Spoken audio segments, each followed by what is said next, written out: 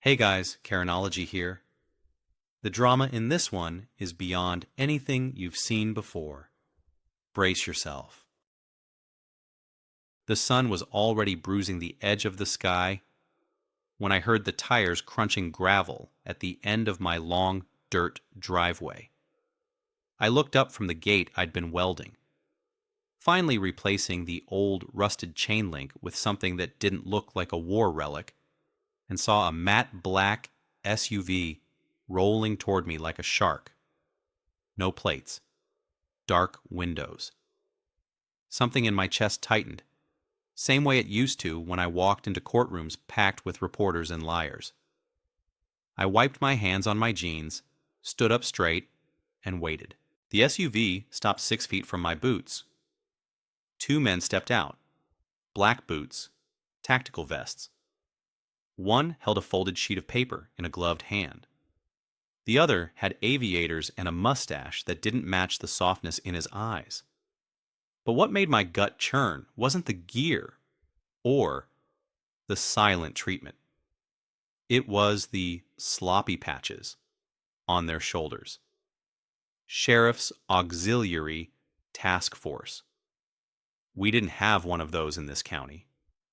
Hell, we didn't have a sheriff who tolerated theatrics. "Sir, you are under arrest for unlawful occupation of private property," the tall one said, unfolding the paper like it meant something. Hands where I can see them. I didn't move. My fingers curled into fists by my sides. "You got a warrant signed by a judge? You got a problem complying with legal orders?" The other one barked, stepping closer. I took a slow breath. Didn't flinch. "Son, I spent 30 years locking up people who tried this exact stunt. You picked the wrong driveway." Behind them, a phone camera clicked on. I spotted her immediately. Karen Silver, head of the Homeowner Association, standing smug in her floral blouse and wedges like this was her red carpet moment. Her voice cut the air like a blade. "Finally, we're taking back what's ours. He's been squatting on community land for years." I almost laughed.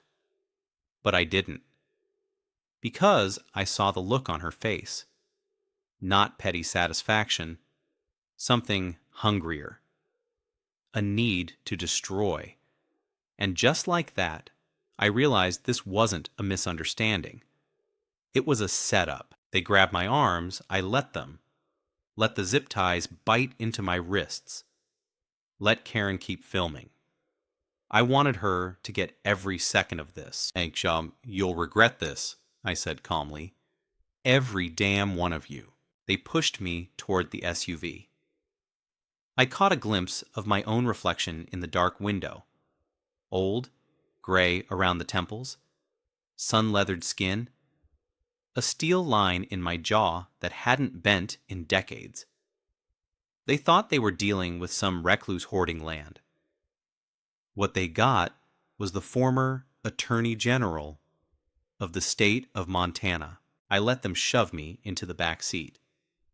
Then I closed my eyes, exhaled, and started counting seconds. I was done being the quiet neighbor. Time to bring the hammer down. They didn't drive me far. 10 minutes, tops.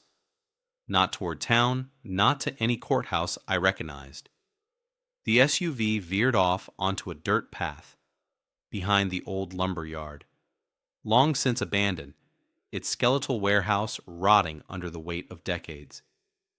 We stopped in a clearing behind the building, out of sight, surrounded by dead pine and silence. The fake cops opened the door and yanked me out. No badge check. No Miranda rights. Just muscle and theatrics. The one with the mustache shoved me forward. "You know, you really ought to watch that mouth of yours. You're not the big man out here." I kept walking. My boots sank slightly in the soft dirt. I counted every breath. They thought this was fear. It wasn't. It was calculation. Every smell, every tree, every sliver of light filtered through my head like evidence in a trial. I'd prosecuted bigger fish than these. They sat me down on an old folding chair in the center of the clearing. One stood behind me, the other in front. Mustache lit a cigarette. "Tell you what, old man, you sign a document saying you relinquish rights to the property, and this all goes away. Nobody gets hurt. You go back to whatever hole you came from." "You even read the Constitution before putting on that vest?" I asked. He smiled, not kindly. "Yeah, but that was back when people still gave a damn. Now, nobody's going to care what happens to some cranky squatter."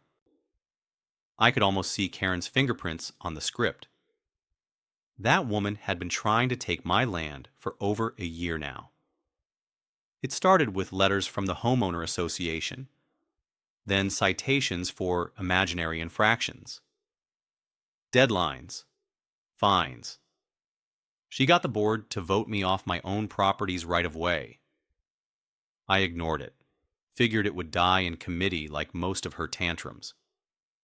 But then they escalated. Someone slashed my tires. My dog disappeared for 2 days. The gate was welded shut with industrial epoxy one morning. I should have known where it was headed. You boys picked the wrong target," I muttered. "Hey, you think this is just about you?" the other one said, stepping into view now. "This ain't personal. There's money behind this. Big money. Your little ranch is sitting on the edge of a development deal worth millions. We're just the cleanup crew." And there it was. Not just Karen. Not just the Homeowner Association. Someone bigger was pulling strings. Someone who wanted my land cleared. Quietly.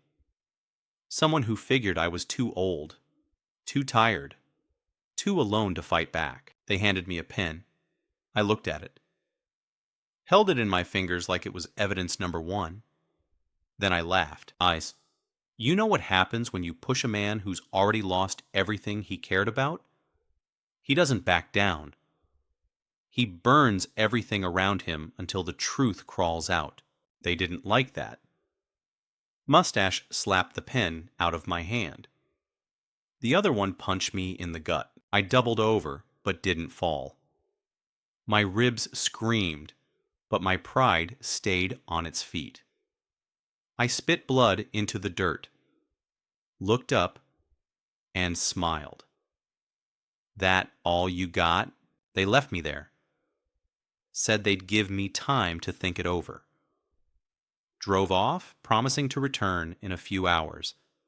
I sat in the chair, wrists bound, back aching, the taste of iron in my mouth, but my mind was alive, buzzing, planning. This wasn't the first time someone underestimated me. It was just going to be the last. The light changed while I waited. Morning peeled into early afternoon, and the sun turned mean. Heat crawled down my neck, settled into the bruises along my ribs. I sat still, breathing shallow, wrists raw from the plastic ties, sweat tracing a crooked line down my back. But my mind was cutting through the haze. I needed a way out. Not just from this clearing, but from the chokehold they were trying to put on me, on my name, my land, my dignity. The old me, the one in starched shirts and courtroom shoes, would have quoted precedent and made a phone call. But this wasn't that kind of war. This was dirt and heat and shadows. This was survival. The chair creaked beneath me. I shifted, tested the give in my bonds. Plastic zip ties aren't clever. They're fast, and I've always believed fast leaves mistakes. I found one. The left loop was tighter than the right. A small weakness, but it was enough. I started to grind the edge of the tie against the rusted screw sticking out from the folding chair's leg. A rhythm, a plan, a chance. I thought about my father while I worked the tie. He was a steelworker in Butte, Montana. Taught me that any man who waits for rescue deserves the silence he gets. I could hear his voice, rough with Marlboros and morning coffee. If you can't outfight them, outlast them. If you can't outlast them, outthink them. A twig snapped behind me. I froze, then a soft, low bark. 2 short, 1 long. My chest cracked wide open. Dusty? My dog padded into the clearing like a ghost. His tawny coat dusty, eyes sharp, tail stiff with warning. They let him go, or he escaped. Either way, it meant the timeline had changed. They'd underestimated more than me. I nodded toward him. Go get help, boy. Dusty didn't move. Just stared at me, then at the woods. Then his ears went back, and he slunk into the trees. Good. The tie finally snapped. Pain spiked across my wrist, but I didn't care. I stood, slow and quiet, every muscle screaming. The SUV wasn't coming back yet. Not for another hour if their bluff was real. I moved through the trees, keeping low, heading east where the land dipped into a dry creek bed. That old wash used to run all the way behind the lumber yard to Route 19. I knew every inch of this land. They were trying to take that from me, but they forgot. I didn't just own it. I understood it. And land like this remembers who walks it with respect. By the time I hit the edge of the yard, I was soaked in sweat, scraped from thorns, blood drying on my lip. I crouched in the brush and looked toward the road. A dusty blue pickup drove by. My neighbor Earl. Not the kind of man who'd stick his neck out, but maybe, just maybe. I stepped out, waved my arms. He slammed the brakes. Jesus, Mark, what the hell happened to you? I need a ride, and your phone. He didn't move for a beat, just stared. Then he leaned over and unlocked the door. Get in and start talking. I did. We drove in silence for a few miles. I watched his knuckles tighten on the wheel. They're saying you attacked community officers. That you went rogue. Do I look like a rogue, Earl? No. But you look like a man who's been through hell. I met his eyes. I'm about to drag them through worse. He nodded. Said nothing more. That was enough. We were going to my place. And once I got there, I'd open the old chest under my bed, the one with my badge, and the names of every judge who still owed me favors. Earl's truck rolled to a stop in front of my cabin, the tires hissing on gravel. The place looked the same as I left it, quiet, sun-baked, too still. I scanned the tree line, windows, shadows. No movement. Good. Either the fake cops hadn't come back yet, or they thought I was still cooling off in that chair. I stepped out, ribs flaring, blood dried stiff down my collar. Earl watched me from the cab, like a man who'd just realized he might have picked the wrong fight to get involved in. I didn't blame him. I wouldn't have picked me either. Not today. Go home, Earl, I said. You've done enough. He hesitated. You sure? I nodded. Yeah. If anyone asks, I never saw you. You were fishing in Elk Creek all day. He gave me one last long look, then pulled away, his tailgate rattling into the silence. Inside, I went straight to the bedroom, pulled the cedar chest from under the bed. My hands trembled as I flipped the latch. It wasn't fear. It was memory. Inside, a leather folder, cracked and worn, still smelling like the Capitol. My old badge, dull with time, but still sharp in meaning. My credentials, letters of commendation, a thumb drive with records nobody else had anymore, and a black notebook with names. I took the badge and slid it into my back pocket. I wasn't flashing it. Not yet. But it was there, like a blade in the boot. Dusty padded in behind me, tail down, tongue hanging. I knelt and pressed my forehead to his. Good boy, I whispered. You saved my hide again. Then I got to work. First, the cameras. I'd wired the property last year after the fourth time Karen's maintenance team wandered onto my land without notice. I pulled up the footage from that morning on the laptop. There it was. The SUV, the two clowns in fake gear. Karen in her Sunday smug. I copied everything to a secure folder. Then I checked the motion alerts. Sure enough, around noon, they'd come back to the clearing. Found the chair empty. Looked around. Cursed. Drove off. I zoomed in on their faces. Clicked. Enhanced. Froze. Saved. I was building a case, but not for court. Not yet. Next step, find out who bankrolled this stunt. Karen didn't have the brains or resources to orchestrate fake arrests. She was petty, not strategic. Someone was behind her.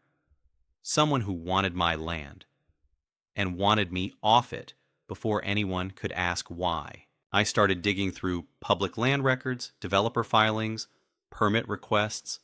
I didn't sleep. I didn't need to.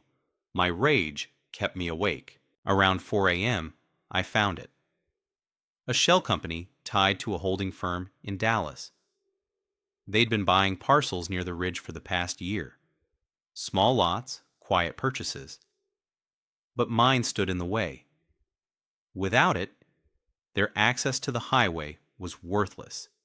No development, no profit. And I wasn't selling. I leaned back, eyes burning. So that's what this was. They needed me gone.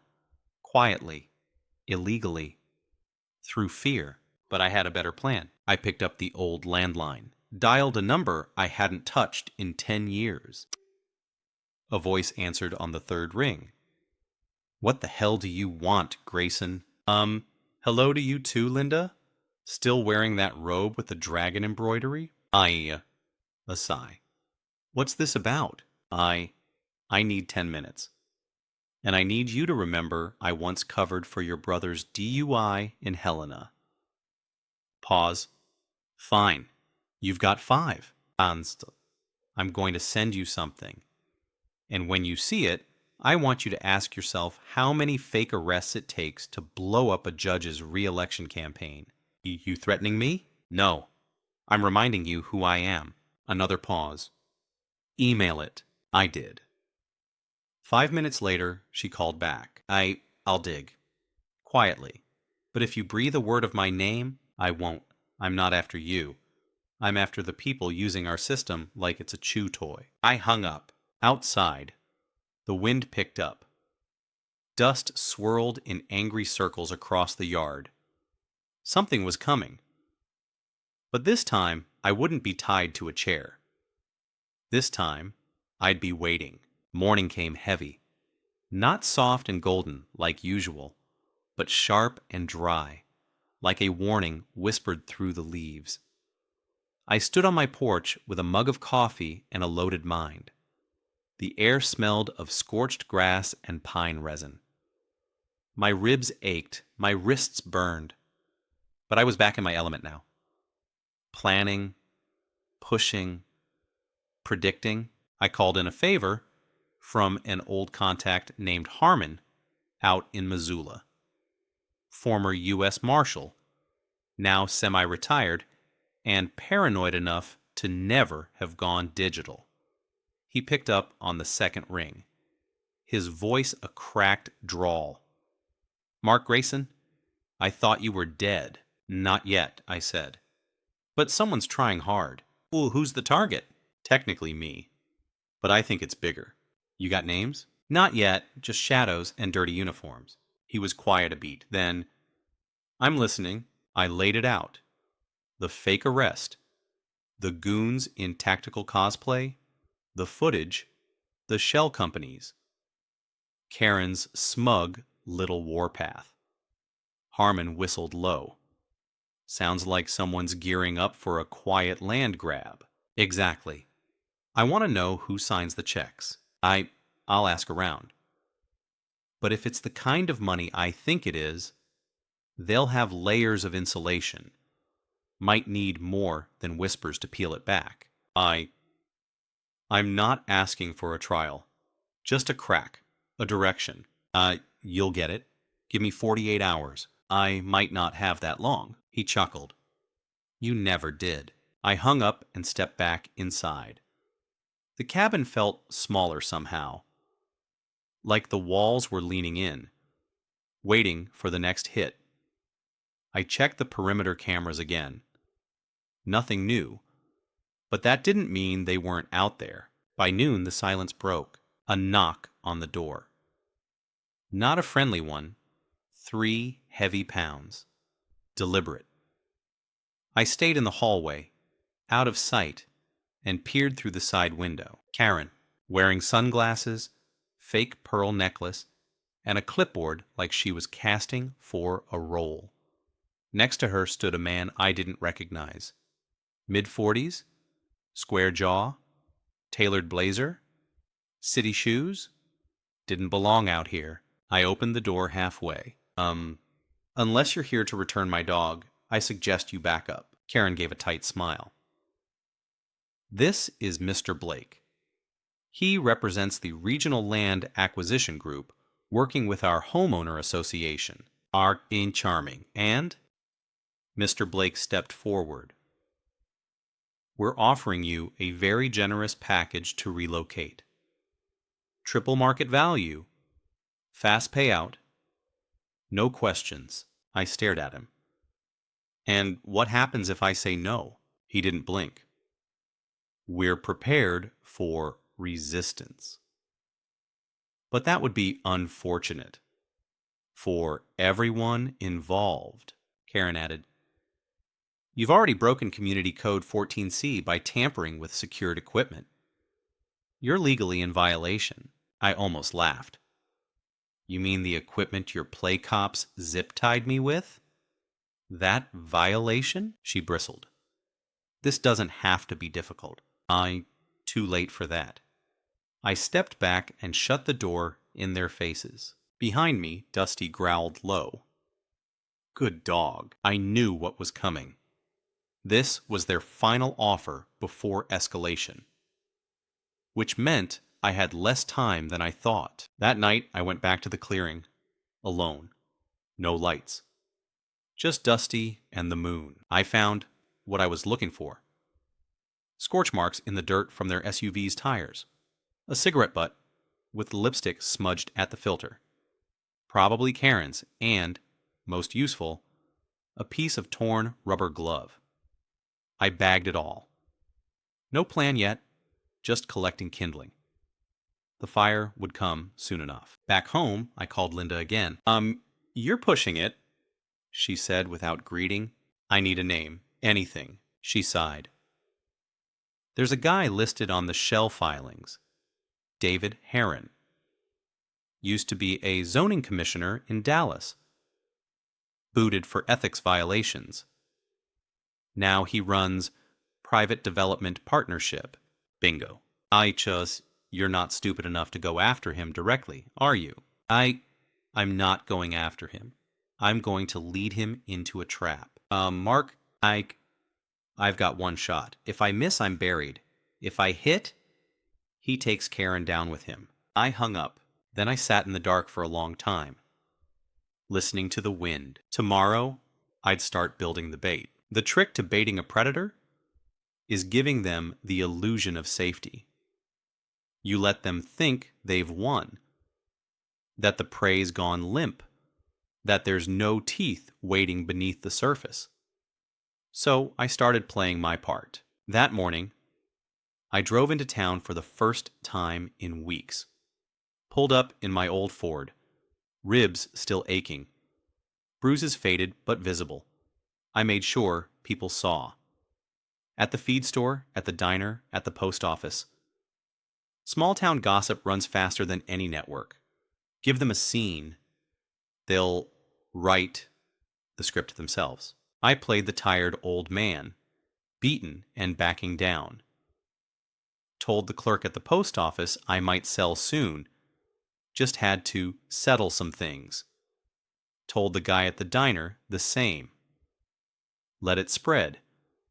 Let Karen hear it before the end of the day. Back home, I spent the afternoon wiring the barn. Not for sound, not this time. For drama. Motion lights, a hidden speaker, and an old trick I'd learned from a PI in Helena. Directional sound emitters that make people hear whispers where there are none. Paranoia is a powerful tool when used precisely. Dusty watched me the whole time, cocking his head as if to ask what madness we were about to step into. I didn't answer. I wasn't sure myself. That night, I parked my truck visibly off the main road and walked the rest of the way home through the trees. Wanted them to think I was gone. Wanted them to come snoop. They didn't disappoint. Around midnight, motion sensors pinged. 2 figures at the edge of the barn. I waited until they stepped inside. Then the lights flared. The whispers began. One of them bolted instantly. The other fumbled, tried to find the source. I watched on the monitor as he tripped over a rake, panicked, swore. He looked like a ghost flailing in headlights. I didn't confront them. That wasn't the point. The point was to let fear bloom. Let them wonder how much I knew. Let their nerves start to fray. The next day, I went to see Earl. He met me on the porch with arms crossed. Town's buzzing. They say you're selling. Let them. He narrowed his eyes.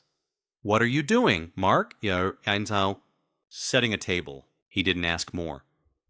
Just nodded and stepped aside. I handed him a folder. Inside, the photos, the footage, the paper trail Linda helped uncover. Schatz, hold on to this. If anything happens to me, you take it straight to Harmon. What about the sheriff? Too close to Karen. Too many golf games together? He exhaled through his nose. You sure you want to poke this beehive? I'm not poking it. I'm burning it down. That night, I made the call. Blake answered. On the first ring. Grayson. I'll sell. Pause. Then, smart choice. But I want to meet the buyer. In person. That's unnecessary. Then the deal's off. Another pause. Then, fine. He'll be at the lodge off Route 12. Noon. 2 days. I hung up. The trap was set. But bait doesn't survive if it walks into the jaws unarmed. So I pulled out the black notebook. Made 2 calls. Men I hadn't spoken to in years. One owed me his retirement. The other owed me his freedom. By sunrise, they were both en route. Let the Homeowner Association throw every lie they had. I had history. And history remembers how to fight back. The lodge off Route 12 used to be a hunting cabin. Back before developers turned it into a weekend escape for out-of-towners with money and no mud on their boots. Now it stood clean and hollow, all reclaimed wood and fake rustic charm. Perfect place for a handshake that stinks. I arrived early. Parked out of sight, slipped in through the back. My friends, Russ and Calvin, were already in place. Russ was posted in the service corridor with a long lens mic. Calvin sat outside in an old delivery van, antenna rigged and engine cold. I wore jeans and a jacket that still smelled like campfire. Nothing flashy. No badge, no credentials.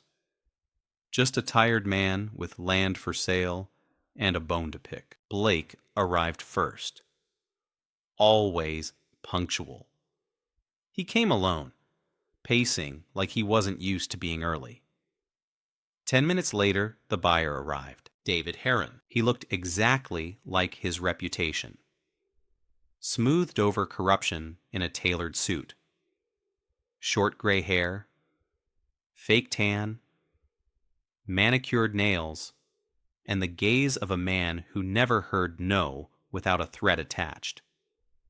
He didn't see me until I stepped out from the hallway. "Grayson," he said, not surprised. "David, long time since Dallas?" He smiled without warmth. "I'd say it's a pleasure, but I remember you dragging my name through 3 ethics investigations." "Only 3?" I sat across from him, calm. Blake hovered nearby, nervous. Heron leaned in. "Let's not pretend. You know why I'm here. And I know why you called this meeting. You want out. I want in. Let's do this fast." "Sure," I said, "but I don't sell to ghosts. Let's talk numbers and plans. What happens to the land?" Development," he said, shrugging. "Private access resort, lakeside estates, high-end clientele, and the existing structures? Gone. Bulldozed, including your cabin." I smiled. "That's what I thought." He looked amused. "This some kind of moral stand?" "Because your neighbors hate you. They want this done. I'm not here for morality." I leaned back. "I'm here to make sure the person who sent fake officers onto my land understands what a felony looks like." Heron's jaw didn't tighten, but his eyes did. You don't have proof," he said. "Oh, I do." I reached into my jacket slowly and pulled out a flash drive. Set it on the table. I'm guessing you didn't tell Karen about this meeting. Smart. She doesn't strike me as someone who'd handle betrayal well." Blake stepped forward. "This isn't how we do business." I cut him off. "You tried to have me removed with hired thugs. That's not business. That's attempted coercion. And it leaves a trail." Heron stared at the flash drive. "You want money?" "I want a statement. In writing. You back out of the acquisition. You walk away from the Homeowner Association deal, and you name Karen Silver as the one who greenlit the enforcement team." That's not going to happen." I nodded toward the hallway. A beat later, Russ stepped out, holding a mic. "It already did. Every word. We've got it." Heron stood. "You wiretapped me? You spoke freely in a public business." Blake turned pale. "This is entrapment." "No," I said. "This is legacy. Mine, not yours." Heron glared. "You release that, you start a war." I stood. "No, David. You already did.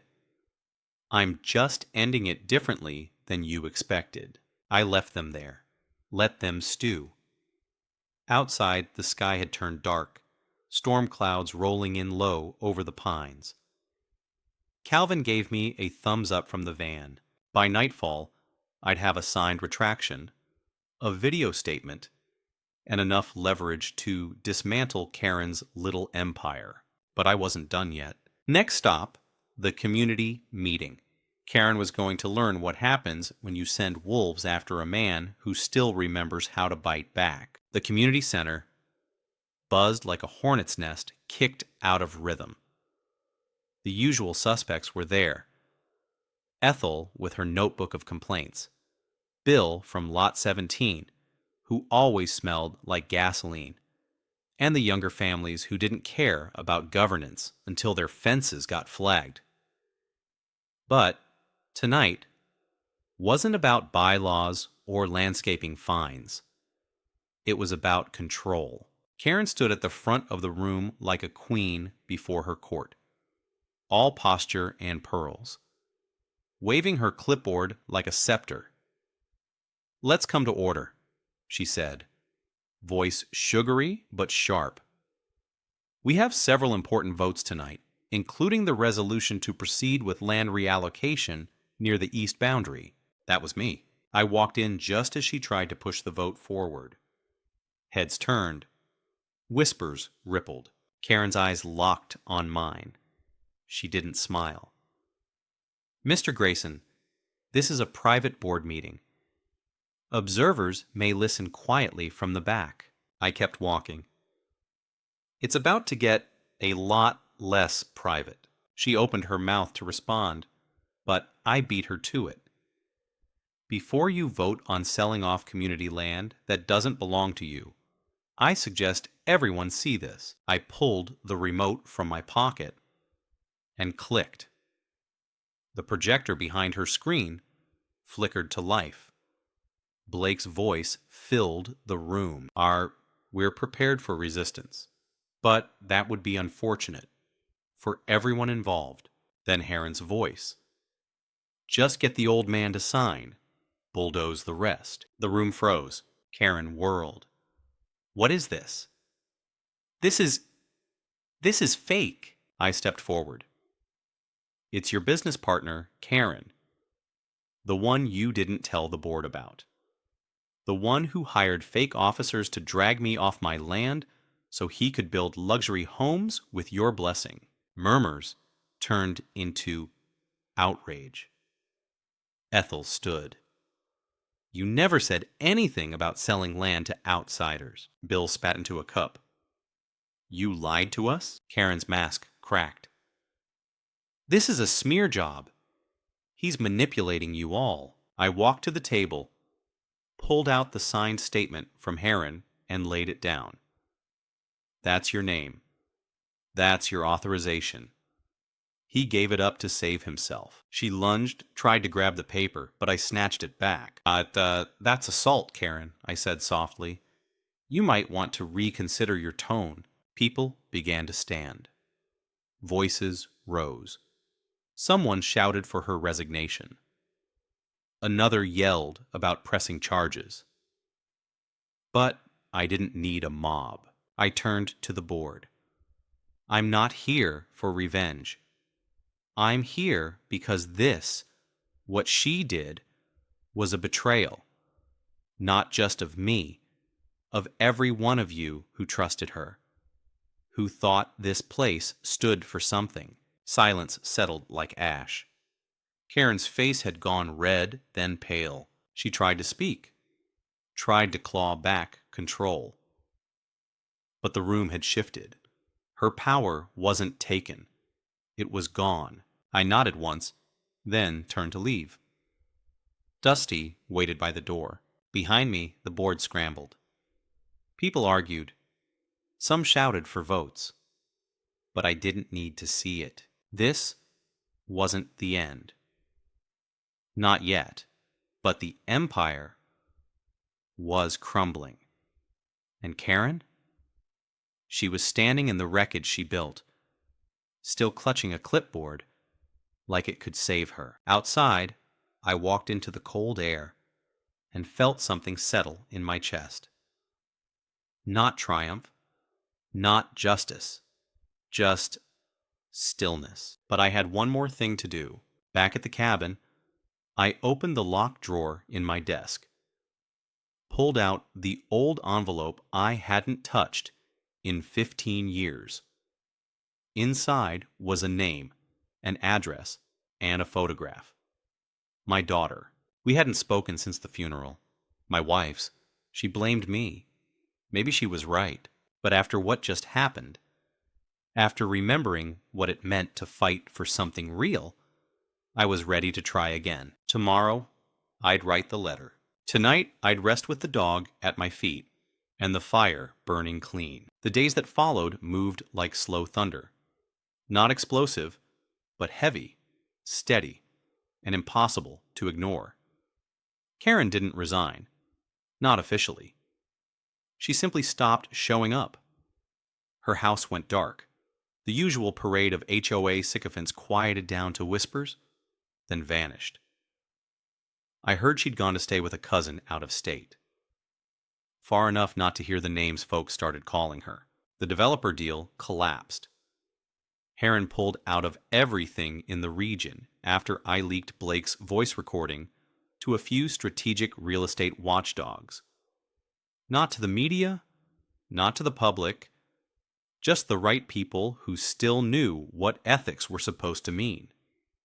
Word spread, funding dried up, and the land around my ranch stayed wild and untouched.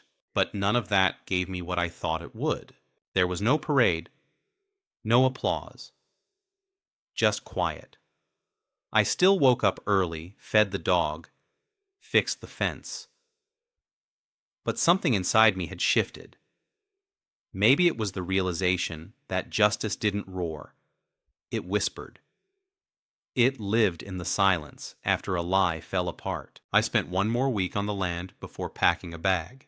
Dusty jumped into the truck like he knew where we were headed. I didn't tell anyone. Didn't owe anyone explanations. I left the cameras on, the doors locked, and a note pinned to the gate. This land has been tested, and it remembers. The drive east felt like stepping out of my own skin.